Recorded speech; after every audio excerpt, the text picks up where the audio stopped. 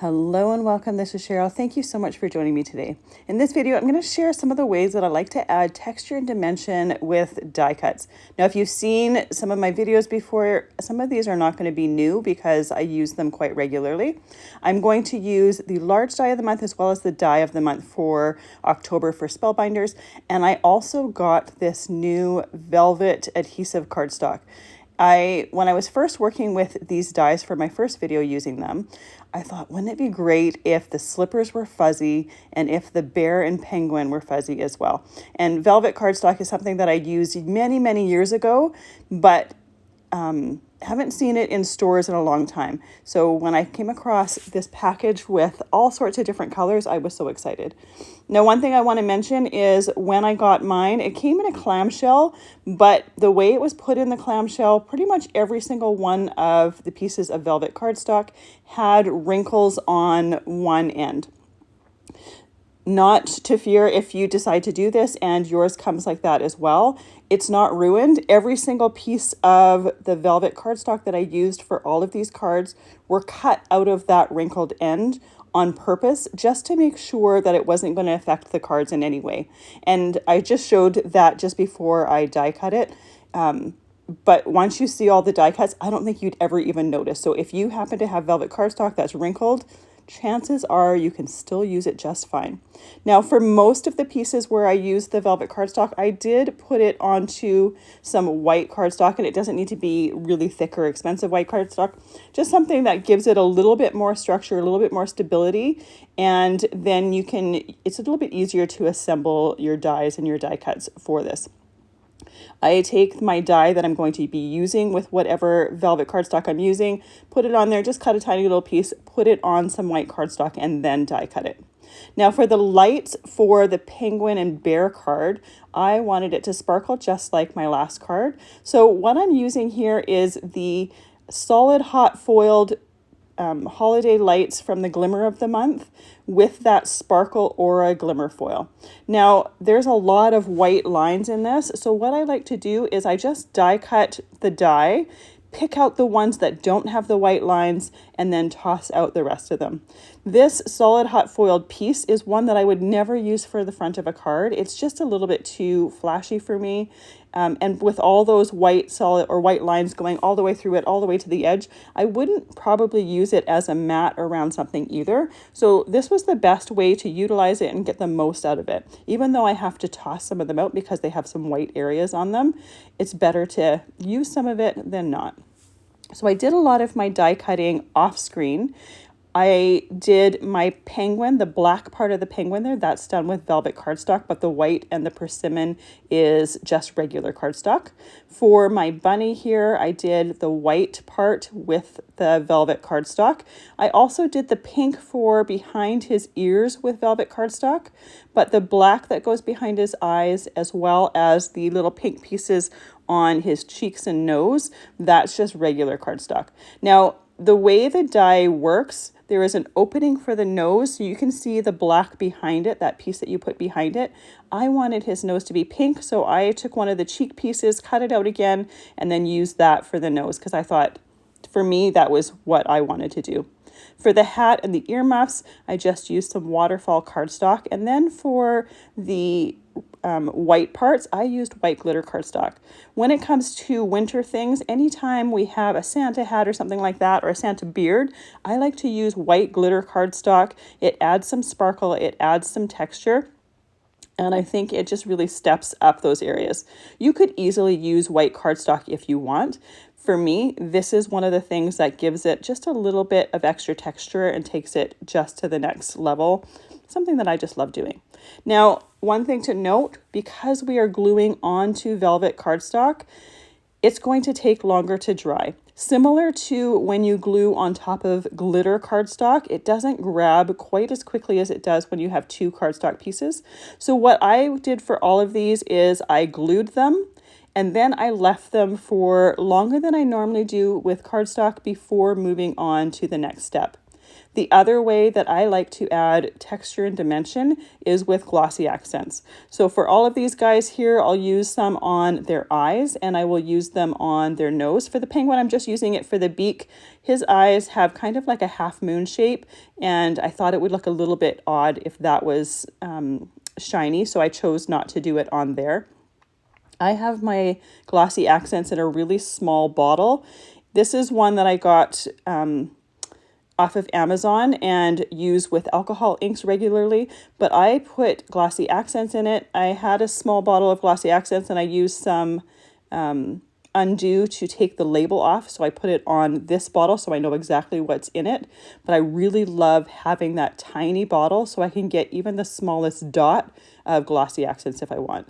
And like I said at the beginning of this video, if you've seen my videos before, you know that I use Glossy Accents quite often. I also often use stickles. For this video, I didn't use it anywhere. I used that white glitter cardstock instead. So this here is the large die of the month, the little legs with the slippers. And I love the fact that there are so many different choices here. I chose to do it with the Oh Joyful Day card making kit and use some printed papers from there. So for assembling my card, I'm using some Crimson cardstock. This one is cut to 4 1/8 inch by 5 3/8 inch. And then I have my piece of printed cardstock cut to 4 inches by 5 1/4. And that printed cardstock is one of the printed papers from the Oh Joyful Day 6-inch paper pad. Any of the scraps that I've been collecting with creating with this paper pad, I've just been putting them in a Ziploc bag, and anytime I need a smaller piece of printed paper, I take it out and I cut it. So this piece here, I want it to be the floor. I cut it to 4 inches wide, which is the same width as that green printed piece, and then I did it 1 1/4 inches tall or wide. So that's going to be my floor for them to stand on. My first card, I used the little pajama die set where the flare was at the bottom. For this one, I'm doing the tiny end at the bottom, or the smaller end at the bottom and the flare towards the top, just for something different. And I'll show you both of the cards once I'm done so you can see the difference between the two. Personally, I prefer the flare at the bottom than at the top, but it's really personal preference.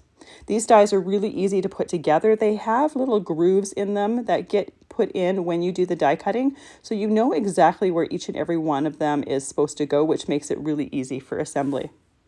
Once I have these legs all assembled, I can glue them to the front of the card. The pajama pants are also one of the prints from that Oh Joyful Day 6x6 paper pad.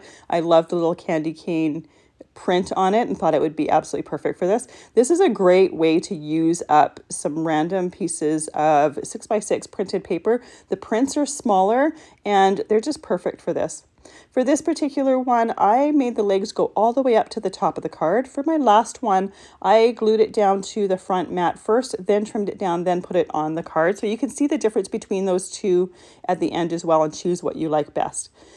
Once you get to this point, you can pick and choose which guys you want on your slippers. I'm only making one card here, but obviously I could make 4 of them because I have 4 different slipper pieces here. And I love the extra texture that velvet cardstock gives it. It gives it such a rich look to it and a nice fuzzy texture. I always love it when people see the cards that have a bunch of different textures to them and they feel them and touch them, because it's something for the most part that you don't get in cards that you buy. It's one of the great things about being able to create cards is you can do that. You can add those little extra details and it kind of really wows people. For the sentiment, this one is in the die set as well. I cut it out of gold holographic cardstock with the shadow and then cut the actual sentiment with crimson cardstock. So you see some peaks of that gold through there. Here is the finished card, and those slippers have so much texture and dimension between that velvet paper, the glitter paper, and the glossy accents. For the second card, we're using the cute penguin and bear die set. This is the die of the month. I have Waterfall Cardstock here cut to 4 1/8 by 5 3/8, and my printed paper is cut to 4 inches by 5 1/4. And once again, this is another one that is from that 6-inch paper pad. There's another paper in that pad that kind of looks like a sweater, so I chose that one to cut out. It's a little bit flimsy, that paper, so I also cut a piece of Crimson cardstock and glued that behind just to give it a little bit of extra stability. For the collar of that particular one, there's some burgundy velvet cardstock in that variegated velvet cardstock pack that I showed at the beginning, and I thought that would be perfect for the collar. For the bear itself, I used two different browns. I'm using the dark one for the bear, the light colored for behind his ears as well as his little muzzle. Again, adding nice texture with that velvet. When I actually thought about using velvet cardstock, I figured I was going to do him in white like I did with my last card.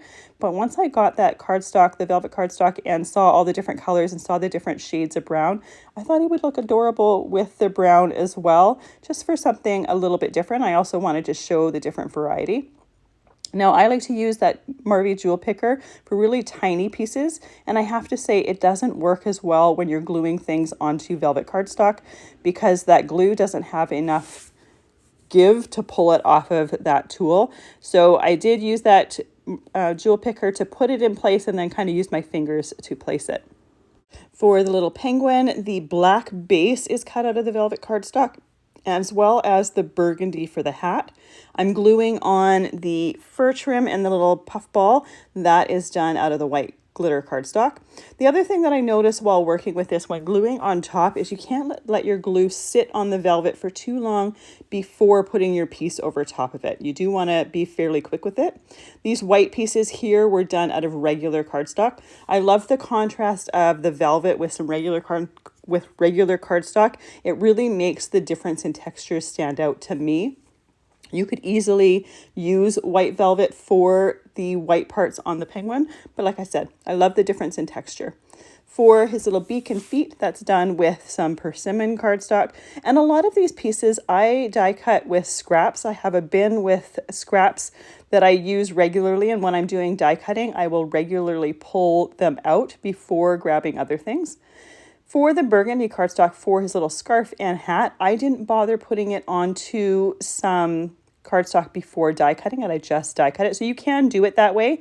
It just has a little bit more stability if you put cardstock behind it. I chose not to because I knew that scarf was going to go right onto the penguin, and I wanted to see the difference in how it worked. Both ways work just as well. Again, for a lot of the animal pieces, I really like having the cardstock behind it. For the little lights, the easiest way to put them together is just put a dot of glue on each one of those lights and then use that jewel picker to pick up those die cut pieces and place them where you want them to go. And often you can twist and turn it so it's facing the right way when you put it right down.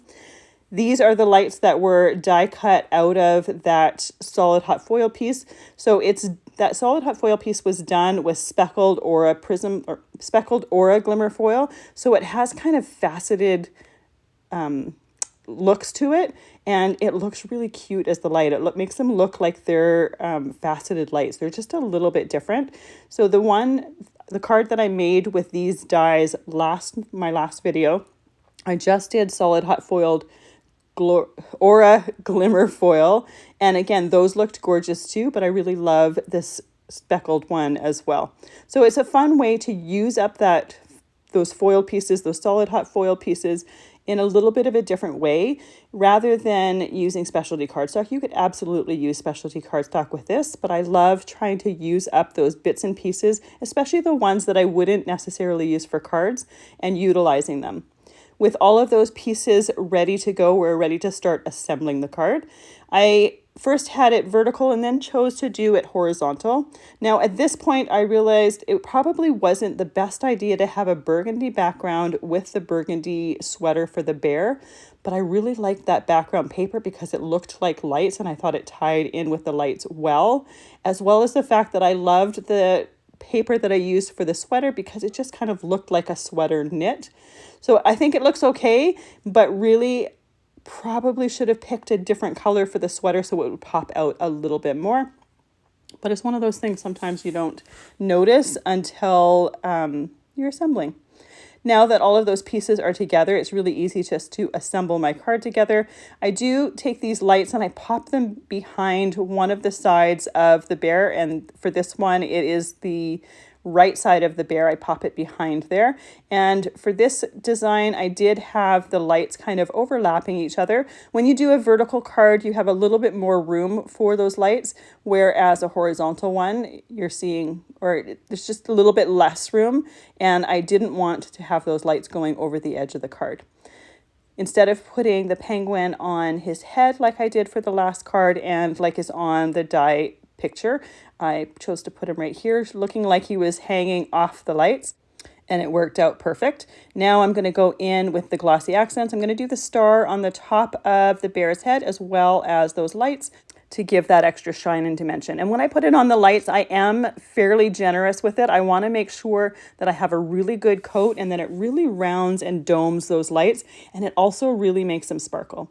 If you've never used Glossy Accents before, when you first use it, it has a cloudy whitish look to it, but it dries clear. So once you see the clearness to it, most of the time it's dry. And I do usually wait longer than necessary to make sure that it's completely dry. But I love the difference between the sparkle of those lights, the velvet of the cardstock, the glitter of the glitter cardstock. The one thing that I didn't do in these cards was do ink blending, and that is a great way to add some extra visual dimension as well. I chose not to do it simply because I used a lot of printed papers and I didn't think the ink blending would work with these cards the way that I had intended to use them, but you certainly could if you wanted. And now I have these extra pieces for these slippers to use in the future. The one thing I did with that reindeer is I used some solid glimmer hot foiled for the antlers rather than using regular cardstock, and I love the look of that as well. It adds some extra shine. Thank you so much for joining me today. This video was short, but I wanted to share this with you while it was on my mind. I hope you have a fantastic day. I appreciate you being here and all the time you spend with me.